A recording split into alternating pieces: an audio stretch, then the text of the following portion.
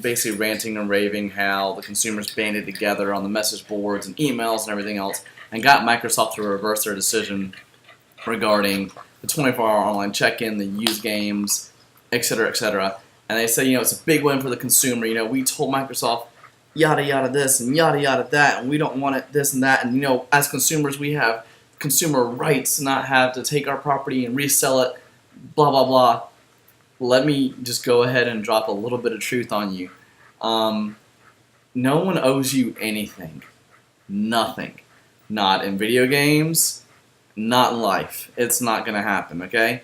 If a company wants to deliver a product that only gives you the features of X, Y, and Z, that's what you're going to get.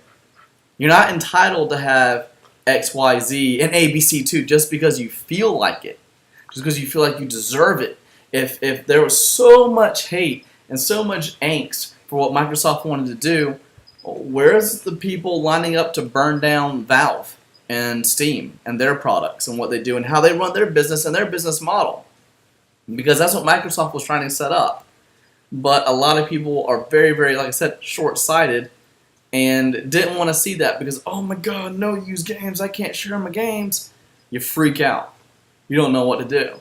When little did you know that Steam's been running a model like this for a very long time, a few years, and has become very successful. And Steam has so many supporters and so many backers. And the funny thing is that, Steam, all they have to do is release a box to put beside your TV, hook it up, give you a controller, and then people from PlayStation and Xbox, and they'd be like, oh my God, where'd that Steam box come from? It totally hit us out of nowhere. Look at all these great prices on these great games and these great deals. Oh my goodness, this is revolutionary.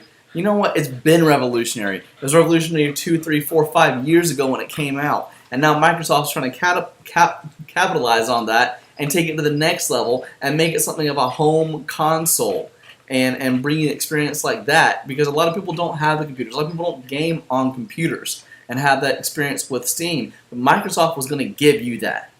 But because you have the foresight of Ray Charles, I'm sorry if that's offensive, but I mean, just come on, really? Really? And you think they owe you these things as a consumer. You know what? You owe them. If you don't like it, don't buy it. The sales will speak for themselves. But you know what? 4 or 5 months down the road from now, say post-release of the Xbox One, and you have your little fanboys, handboys, whatever, on your PlayStations, that's fine. I'm getting both. I'm not going to lie. And I'm lucky and I can't afford it, so I've been blessed. That's all I can say. But the thing is, I mean, yeah, say 4 or 5 months down the road, Microsoft would have kept with what they were doing, and they kept pace, and next thing you know, they have some older AAA titles, maybe it's like Assassin's Creed 4 or the new Batman Origins, and say it goes on sale for $20 on digital download, $25, maybe even $15, and PlayStation can still only offer it to you for $40, maybe $45, used games at GameStop. Well, you shot yourself in the foot for getting Steam prices on a console. Now, I'm lucky enough to game on both PC and both home console, and I cannot tell you what I would give to have Steam prices on a home console. That is mind-blowing. You want benefits for a consumer? That's benefits for a consumer. But you want to sit here and feel like you're entitled to, what I buy is my property, oh my God, I can't do without, blah, blah, blah. Yeah, fantastic, whatever. You know what? I can't resell my games from Steam. I can't let my friends borrow my games from Steam. But you know what? It doesn't matter because I paid next to nothing for them. I got them on great deals. And when it's a really good game, I don't mind paying full price for it either. I'm just saying, guys. I mean, it's sad because you want innovation. You want new things. But as soon as somebody shows you something, you get all scared. You backpedal, and you're like, oh my God, don't give it. Give me the safe answer. Give me the safe option. And you stifle innovation. You stifle innovation. Instead of letting it fledge out a little bit and see where it carries, you get up in there, you get all scared, you carry your pitchforks and your torches, and I'm not blaming Angry Joe. I'm not blaming Total Biscuit. I'm not blaming any of those guys. They do phenomenal work. I love a lot of the work they do. But, I mean, to say that it may not have been fully thought out between all parties, that's an understatement. It really is. And yeah, PlayStation did the really big thing by keeping it consistent with, the previous market, previous generation that we're dealing with, with the used game market. And they kept it in the classic model, and that's fine. And then you had Microsoft come through, and they wanted to try something different. And people crucified them for it before they even had a chance to show you what they could bring you. There's reasons they want your Xbox to be connected 24/7 for automatic updates and whatever else, validation, and online validation, like your Steam account, to make sure that you're not doing crazy stuff with your games that you paid for, and giving your account to different friends out there, and then until they have access to your whole library, etc.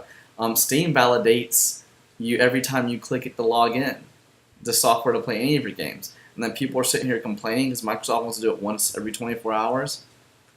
Grow up, people. Seriously, grow up. You're connected 24/7 online anyway. And then we have some people who come up and complain, well, they're not thinking about people over here and people over there live in the boondocks and third world countries. And people, people in third world countries have bigger issues than to care if an Xbox needs an internet connection. I think they want to care if they have clothes on their back, some steady kind of work, are able to feed themselves. And at the same time, they're not entitled to it. You're not entitled to it. No one is entitled to it, in case you forgot that point. Companies target different markets. Maybe, just maybe, they weren't targeting the few people now who don't have internet connections. Because you know what? Most of the people now that have the money to buy an Xbox, that buy games on a regular basis, that demographic of people that they're targeting, both PlayStation and Microsoft, guess what? They're kind of like you and me. They have an internet connection that they don't have to worry about. It's a high-speed internet connection. No problem. They're always going to keep that internet connection. They have money to spend on games. We're the target audience, not people in a third world country, not cattle ranchers in Montana, not hillbillies in the foothills of West Virginia and Tennessee. Not those people. That's not their target audience, okay? Their target audience are the people with broadband. And you know what? If there weren't that many people out there with a broadband connection constantly on, they would have changed their system. But then again, you know what? You must know way more than people who sit on corporate America and have doctorates and masters and these degrees, and you have a degree in sandwich making at Subway. All right? Grow up. Seriously. And I don't want to sit here and sound like a lackey for defending corporations, because I honestly have my own feelings about corporate America. I pretty much don't like them anyway. Don't trust corporations whatsoever. But here's the thing. They're in it to make a profit. That's it. They don't owe you anything. Every business runs to make a profit. That's their number one, and that's their only goal. Never forget that. If you happen to have a good experience or have a good service along the way, or pick up a good at a great price because businesses are competing to make a profit, then that's where you benefit, and that's how the consumer gains in that situation, obviously. But at the same time, companies got to come out there and say, take Audi, take BMW, take Mercedes. We're going to have Bluetooth and automatic power door locks and windows in our cars and all this kind of stuff. So therefore, if I'm a third-party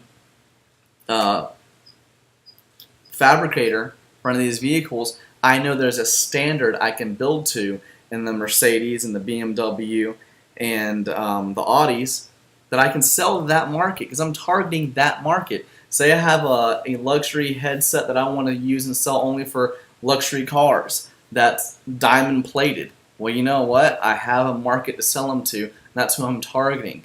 It's not wrong. It's not incorrect. It's not caring about people in Africa. No, I'm sorry, but I'm trying to make a profit from my little diamond-plated earpiece, for my Bluetooth, and I know there's enough people that drive Audis and BMWs and Mercedes that'd probably buy one. What's wrong with that? I don't owe you, Mr. Honda, and I drive a Honda.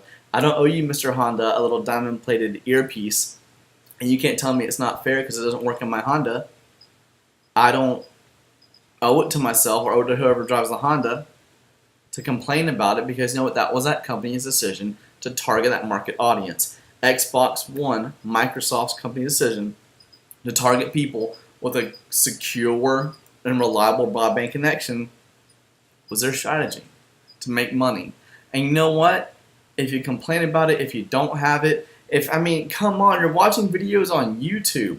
You're probably sitting this on your phone. If not, you're at your home enjoying your broadband connection anyway, and you're complaining about it. Are you serious? And if you are, I said this in my previous video, if you're so concerned about a broadband connection always being connected, blah, blah, blah, do you seriously unplug the Wi-Fi card or unplug your Xbox from the Ethernet jack every time you turn it off? Your PlayStation as well? Your computer as well? No, you don't. You're not stupid. So why is it a problem now?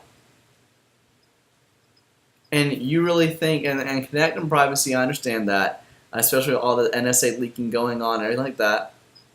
I have no problem with that. So either A, there's going to be a great market for Kinect covers that you can put easily over your Kinect device, or, people are going to buy it anyway, and it's going to be okay. I don't think they want to spy on your 20-year-old, 30-year-old fat butt with your Cheetos and Mountain Dew playing video games for 10 hours, with so much BO that you can smell it through the camera. Alright? No one cares. No one wants to see that. What illegal activity are you doing when you have a controller in your hand playing a game? So it's not really, you're not really baiting anybody. You can't really say anything. Unless you're snorting lines of cocaine, doing crystal meth, or you have like a moonshine distillery behind you when you're gaming, and that'd be very impressive. Dangerous, but very impressive. I'd probably be your first customer for the moonshine, just from the South. That's what we do.